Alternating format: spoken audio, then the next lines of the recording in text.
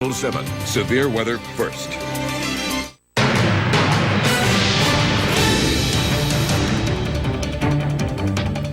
Air quality in Shasta County continues to be poor and unhealthy as the Delta fire reaches over 40,000 acres. Good evening and thank you for joining us. I'm Julia Avery. Well, we can finally report some containment on the Delta fire. As of this morning, there is 5% containment. There is currently no estimated time for Interstate 5 to reopen. Officials say they are focused on getting the fire lines completed and reinforced. Firefighters focused on putting out short-range spot fires today and completing burnout operations above Dog Creek Road. Efforts in the area continue to focus on primary control lines to limit growth towards the communities of Riverview, Pollock, and Lakehead. We would also like to inform viewers that due to the closure of I-5 and the Delta fire, Castle Rock Elementary School will be closed tomorrow. All evacuations and road closures remain in effect. Evacuation shelters are in place at Mercy Oaks in Redding and the National Guard Armory in Mount Shasta.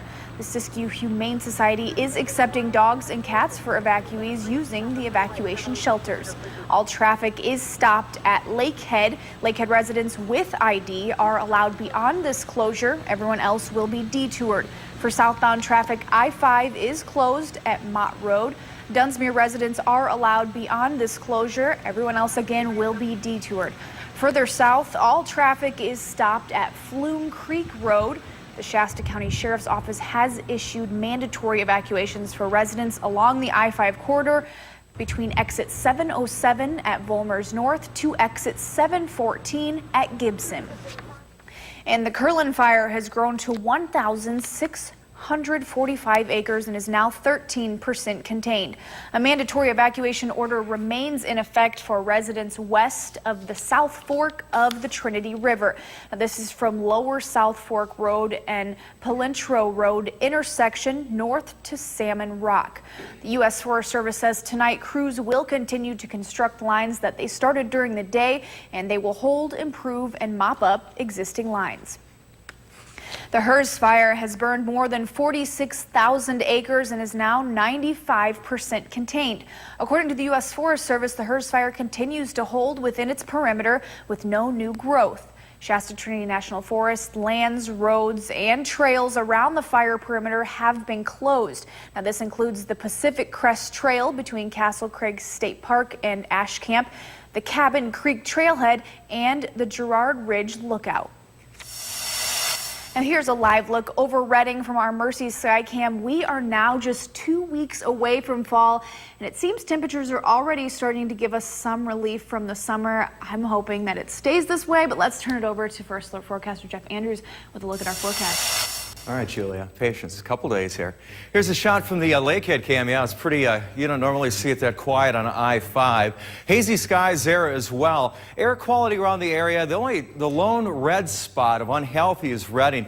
It got better this afternoon as we got the daytime heating and some lift, but still, it can vary a lot in a short period of time.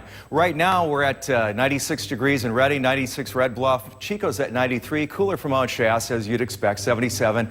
Alturas and Chester right now, it's 84. Now, with the black and white satellite here, you can see the west to east flow aloft. That's a couple miles up. And behind it, that haze, all that haze over the valley. And you really can't see the smoke plume from the Delta fire. It's not as huge as it was yesterday, so I take that as a positive. Here's the MODIS heat map. The Curlin fire looks a lot better, just yellow right now. For the Delta fire, I don't want to assess it too much, but I'm optimistic of what I'm seeing there too. We'll talk more in a bit. Back to you. Thanks, Jeff. Well, the city of Redding and United Airlines has announced that a new nonstop flight from Redding Municipal Airport to Los Angeles International Airport will start in March. The new flights to Los Angeles will run 7 days a week with connections available to destinations nationwide as well as international connections. United will operate a 50-seat Canadian regional jet on the new route with low introductory fares as well as travel bundles for affordable air travel options. The Anderson Police Department's problem-oriented policing unit conducted an undercover operation targeting would-be predators allegedly seeking sex with underage girls. The suspects in the operation all negotiated a specific price with the undercover officer and agreed to meet at a local motel to engage in sexual activities. Here's a look at the suspects in the arrest. Here on the left, we have 30-year-old Douglas Allen Butcher, and the right, 48-year-old Jesse Martinez Jr. And on the left, 23-year-old Lance Van Gundy, and on the right, 40-year-old Trayvon Reed Purvis. Lastly, 29-year-old San Ting Se Chow was arrested for arranging a meeting with a minor for a sexual purpose, persuading a minor to produce child pornography, and possession of methamphetamine. Here's a look at Shasta County's most wanted for the week. Here on the left, we have 28-year-old Sarah Emily Duran charged with assault with a deadly weapon. And on the right, 36-year-old Jedediah Hamlin Weingarten charged with arson. Anyone with information on the locations of these individuals is urged to call SHASTCOM at 245-6540. Still ahead, the anniversary of the 9/11 terror attacks is just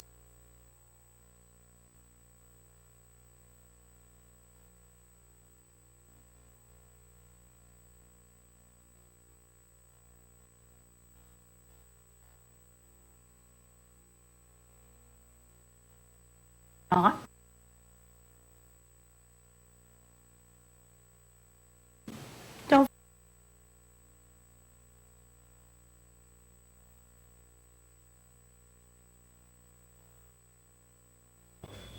It's a building. It's going to be a 95 for Fall River Mills to start our day tomorrow.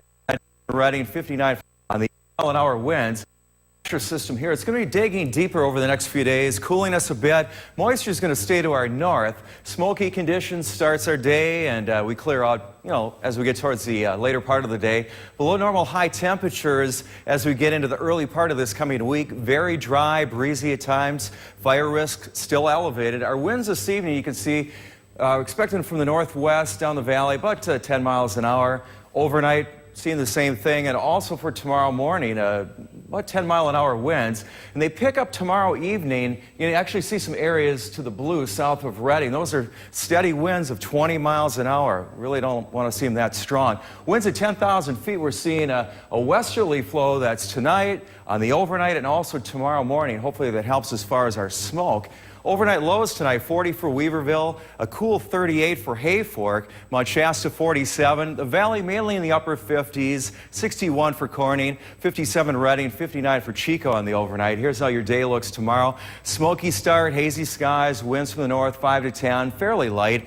Be about 60, low 60s to start the day. Calm winds by the middle portion of the day. Then the winds are going to pick up, as I mentioned, from the northwest later on in the afternoon. Be in the low 90s at that point. Sunshine, the air should be better as far as the air quality at that point as well. Precision cast tomorrow morning is 7:30. Just a little bit of light cloud cover, but mainly clear skies to start our day. Tomorrow afternoon around 5 o'clock. Seeing the same thing. High temperatures for tomorrow, mostly sunny skies. 83 Hayfork, 87 Weaverville, 77 for Mount Shasta. As we move eastward, 84 for Fall River Mills, 83 for Shingletown, 84 for Chester's High tomorrow. In the valley, mainly in the middle 90s, Reading 95, same for Palisadro. Anderson at Cottonwood, a high of 96. 90, just 90 for the high for Chico tomorrow, 95 for Corning. Chico's 7-day forecast, lots of sunshine, better air quality, that end of the valley. 90 tomorrow, as I mentioned, then we drop back into the 80s. You can see we cool down as we go through the week. We get towards the weekend, a richer high pressure begins a building. It's going to be a brief warm-up. 7-day forecast for Reading tomorrow in the 90s. Tuesday, we drop back into the upper 80s. That's when our cooling starts. You're going to notice it at that point. Low 80s as we get towards the end of the work week. Back to you. Thanks, Jeff. Well, one of the evacuation shelters for the Delta fire is at the Mount Shasta National Guard Armory in Mount Shasta.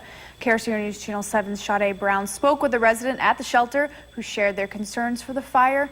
She has their story. The American Red Cross had opened their doors Friday for those who've been evacuated due to the Delta fire.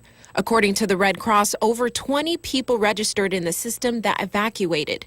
They say most are staying with family and friends, and only a few decided to stay at the shelter, like Jennifer Ford from Dunsmuir. This is just, it's a roller coaster. There's no other way of describing it. It's literally a minute to minute.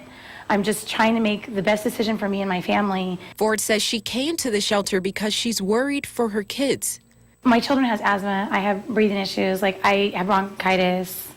And so I thought, well, we already went this far, even though we found out that it was an advisory evacuation, not mandatory. The town of Dunsmuir is on an evacuation warning, so residents aren't required to leave. But with the uncertainty of the fire, Ford says she doesn't feel safe taking her kids back and forth.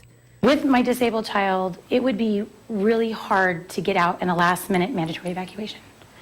So I think I'm making the best decision by just hunkering down, staying here to wait out what's going to happen with the fire. But not only does Ford worry for her kids, but also for her community and town of Dunsmuir. My biggest concern is for Dunsmuir. It's for my friends that I feel like I've left behind. Ford says she's thankful for the help of the Red Cross and firefighters. I'm grateful to the firefighters, though I know that they'll do their best. And hope those fighting the fire won't forget about her own town. I feel like Dunsmuir's kind of a little forgotten about town. and that's my biggest thing is don't forget about Dunsmuir. Because they matter. Sade Brown, KRCR News, Channel 7. Well, it's been 1 year since Equifax let us know that hackers stole the personal information of half the adults in the country. But surveys show most of us have not taken steps to freeze our credit reports. Well, it doesn't guarantee you won't face identity fraud, but it's an extra layer of protection. Although some of you may still have questions about how it works. I didn't do anything right away when I found out about it. Like a lot of us, Susan Fox didn't know quite what to do after learning about the Equifax breach. By the time Equifax went public, cyber thieves had the Social Security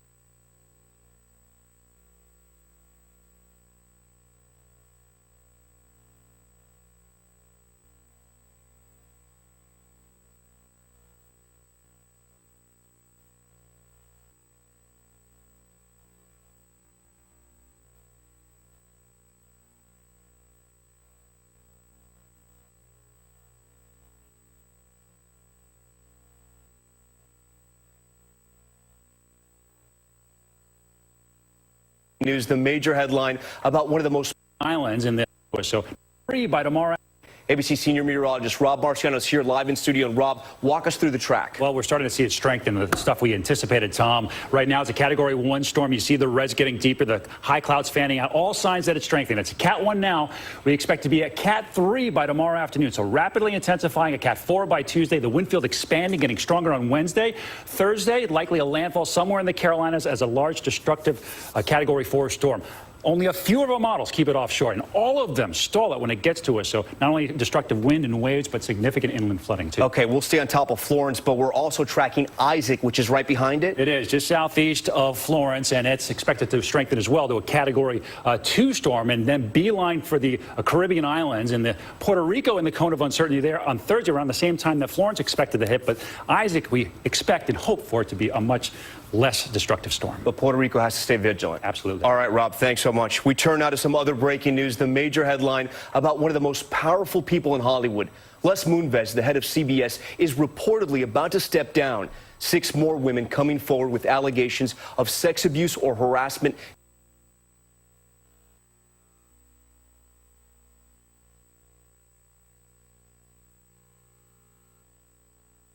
Over reports that